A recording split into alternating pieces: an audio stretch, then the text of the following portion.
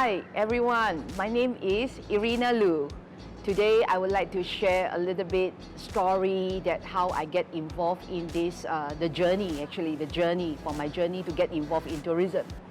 So I have to thanks to my father because when I was 9 years old, he already started to train me to travel because they work in Singapore and I stay with my grandparents at somewhere in the north part of the peninsula of Malaysia, which is by the very small town named between the Perak and Kedah, which is Bandar Baru and Parebunta. So, and just next to the Kren River. So this is where I've been brought up. And every time during the school holidays, they will put me into the express bus and just arranging me to travel. I remember those days was no highway at all. So I have to travel like 12 hours at least, or 13 hours sometime. And it's a very awesome experience. Why? Because I learned to be like, how to make myself independent, such as like, when there was in the rest stop, I have to learn to buy my own food, my own drink, go to the toilet, and make sure the punctuality, that's how they train me, because otherwise I will be left over. And they train me how to go walking through the immigration, how to show them, you know, going through the custom. So that was, I think that was a very fantastic training. And that is always wait for me at the last bus stop, you know, the final destination. And at the age of, I remember at the age of 12 one day, even though my parents, they are in the tourism business, so don't envy me at all. Why? Because I never get a chance to travel abroad. Because my parents always give me the concept is, you need to know your country well. It's not like you traveling overseas. So I still remember when I finished my primary 6 and they actually put me into an overland trip. So, and my first traveling experience with a group of adults, that was really fantastic. Why? Because during that time, you think that parents is traveling, no, they are too busy. So I follow a group of uncle and auntie, they are all the tour operators and travel agents.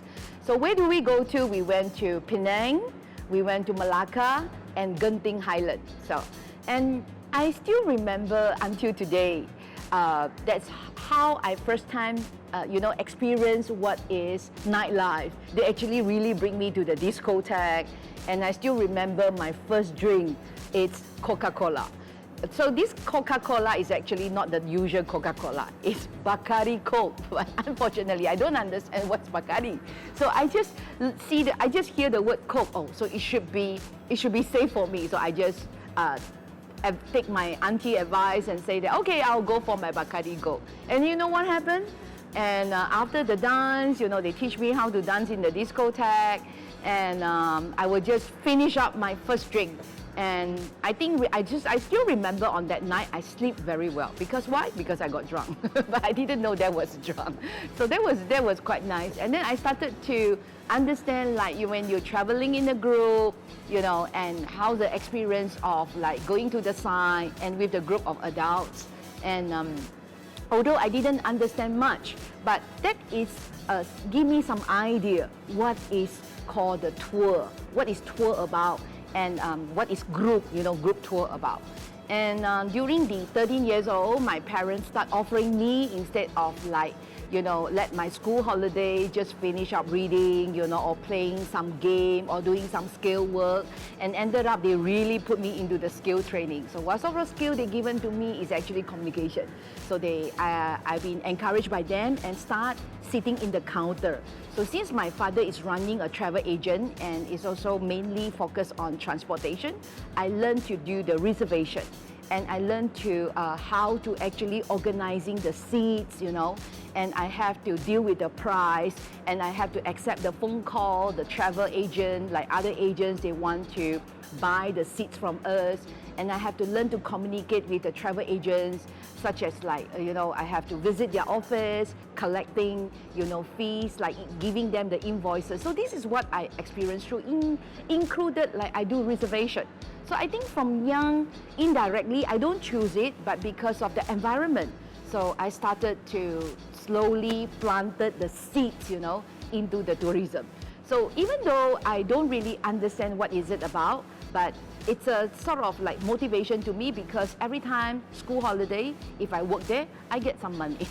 So I think indirectly it's also training me my confidence and how to do a good, how to actually train a good communication skill. And until when I finished my SPM and I actually did attend A-level, so at the age of 18 to 20 is another turning point to me. Because my parents did ask me like, what actually you want to do? Seriously, I have no idea, you know.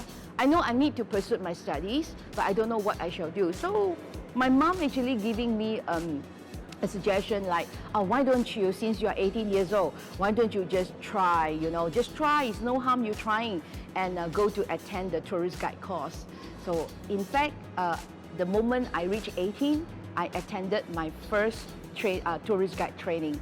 And those days, I seriously have no idea what is tourist guide. Because when I was attending the 2 weeks training, it was actually is a very torturing. To me, it's a torture. I don't enjoy it at all. Seriously, I don't enjoy it at all. Because I don't understand why I have to learn so many facts, you know, I have to memorizing it. And then I was with a group of adults because I'm the second, in fact, I'm the second youngest. Okay, I am the second youngest in the group. And that class was like almost like 50 people in the class.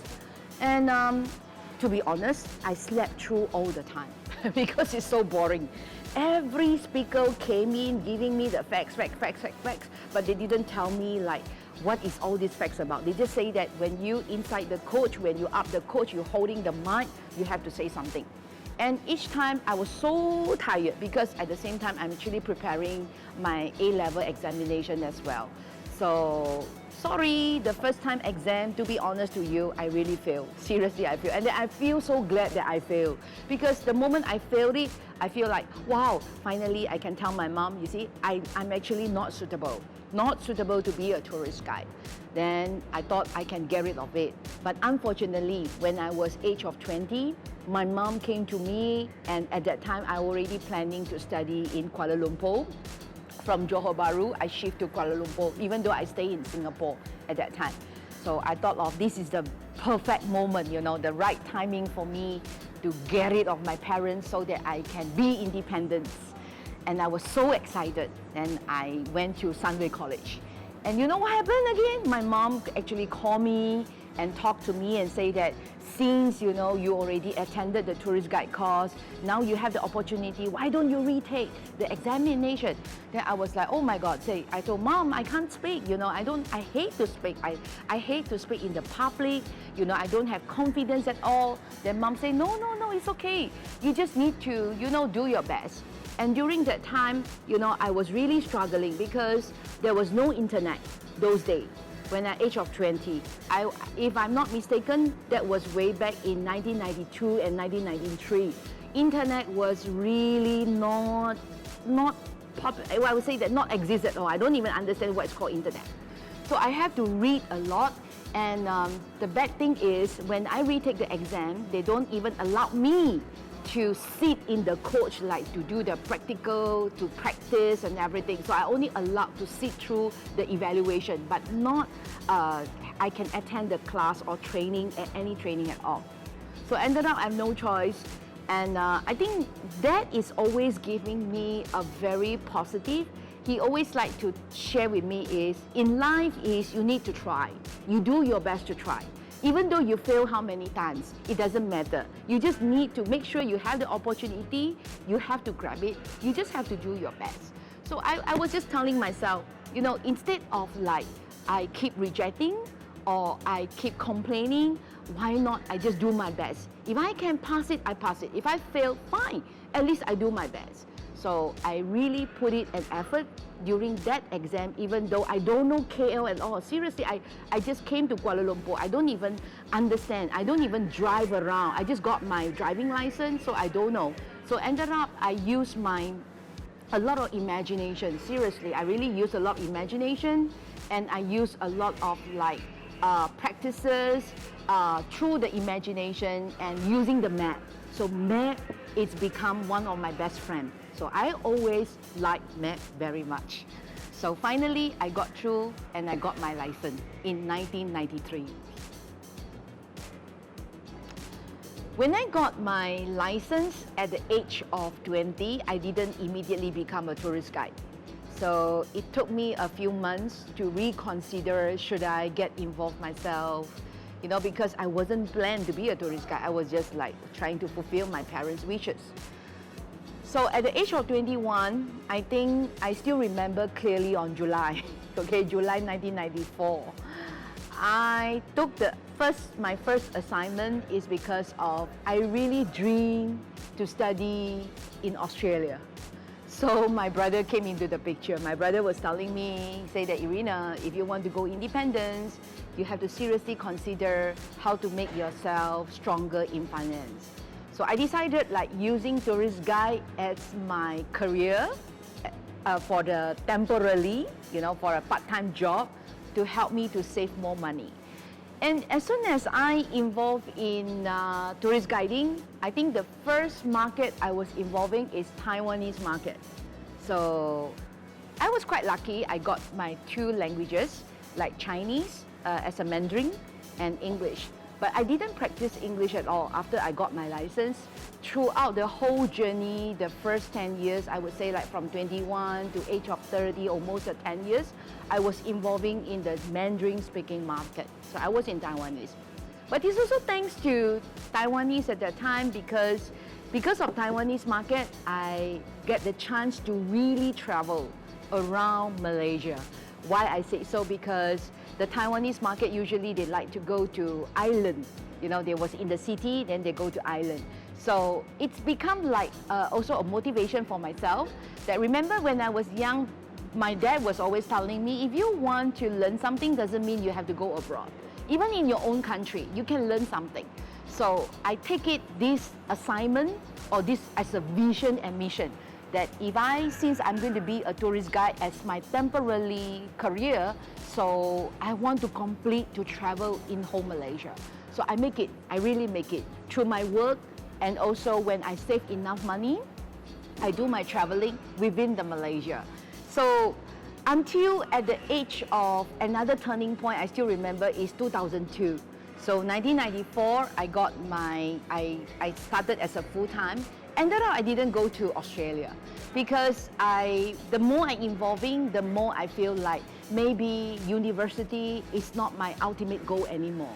So if I want to be complete my life, I want to have a good career, why not? I should diversify myself and learn the different skill. So that's how I motivate. And in 2002, for some reason, I started to get involved myself in association, and also I have a chance and opportunity to learn about what is skill training. And at that time, Malaysia is also start looking forward like how to improve on especially the skill training. So that's how I involve myself in this skill development. So of course, first skill development I took was tourist guide. And I became one of the qualified trainer under the national skill development. Then from there, that's how I slowly switching. And I thanks for this switch because although at that time being a tourist guide, I do, to be honest, I really earn quite a good income. And my parents, in fact, wasn't encourage me, you know, to switch myself into as a training. But I told them, I say, I need challenge. You know, because from young, I learned from them is you need to accept challenge. You shouldn't be in the comfort zone. So that's how I, you know, try to remind myself that when I was in comfortable zone, that is the time that I have to move on. I have to try I need to enter different environment and learn the different skill. So although I don't have a high qualification, and I still remember my first training was Mesra, Malaysia, and 3 days, 2 nights, I was lost almost like 3 days, 3 kg because I was so stressed. I don't even understand what is called PowerPoint, and in my life, I doesn't know how to use computer to do work. That is the changing of my life. And I take this opportunity to do this. Why? Because as soon as the moment I became a Mesra Malaysia trainer, that is how I involved the word community. Because I don't understand what is community. I just understand the word local. So when I became the frontliners trainer, and I need to go and visiting a lot of villages. And I went to not only the tourist attraction places anymore, not in the city. I start involving in like nature side and also agriculture, and some even fishing village, you know. So I started to learn like how to communicating with the local community. Before that, my experience was just a tourist, just with the international tourists, okay? And that was an awesome experience from 2002, you know, until the 2009, because from that experiences, I learned to be like how to get myself, lowering down myself, how to understand the grassroots people thinking. And I still remember that, you know, for speaking the Chinese and reading the English is not an issue, but because when I had to speak to the villagers, because they don't understand Mandarin, they don't understand English. I still remember I really bring Kamus, dictionary, and I translated all my training material words by words, you know, into Bahasa Malaysia. That's how I pick up Bahasa Malaysia. And even though I got, sorry to say, my Bahasa Malaysia was really terrible. In my SPM, I only got 7, okay? And, but it's okay, it's okay. As I say that, it's your own initiative and your hard work.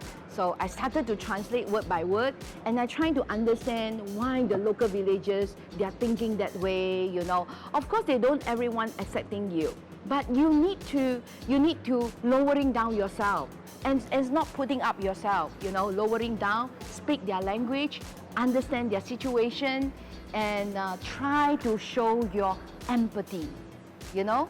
You show your empathy, think for them. Put yourself into their shoes to understand their problem and their challenges. And I started to, you know, getting more and more excited because they accept. And I started to realize the best education is not from the books, it's from the people. And this is when, in 2010, I decided, like, you know, switching myself. If I were to further myself in the tourism sector, so how do I go about it? So I became a tour operator. But when I became a tour operator, from tourist guide to trainer and then go into the tour operator, I didn't think as just a tour operator selling the packages. So I wanted to use my experiences, all my knowledge and skills throughout 1994 until 2009, what I have learned, I wanted to transform, you know, into a form of exchanging my skill, my knowledge to the people who needs it. So I decided to quit a job from a trainer and start involving to create a business model. So the 2010 until today, 2020. I know now we are in the situation, you know, it's a really tough and hard time. And I know the new challenges, the new culture or the new normal is coming on. And from this switching, it's not easy, but I feel personally, I really feel that, you know, if we have a wish, there will become a will. And when there is a will, it becomes a motivation to us to move forward, you know. Then I really thankful for the past year experience. I really meet a lot of people.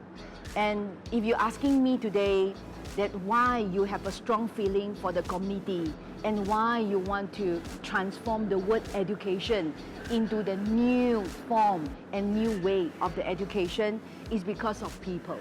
And I think throughout the whole COVID-19, I learned something is the appreciation. Today I can still sitting here and facing the camera, talking to you. You know, I have a chance to change my life again, to moving forward to 2030 is because I have not only just my skill and knowledge, a good health. A good health is very important.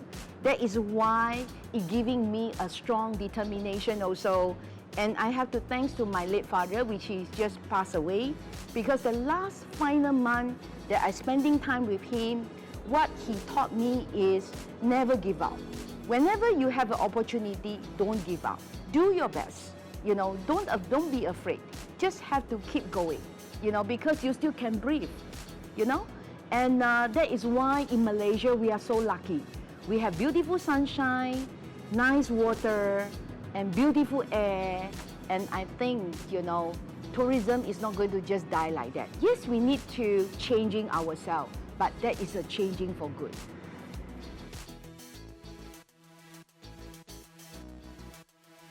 They actually wrap the mummy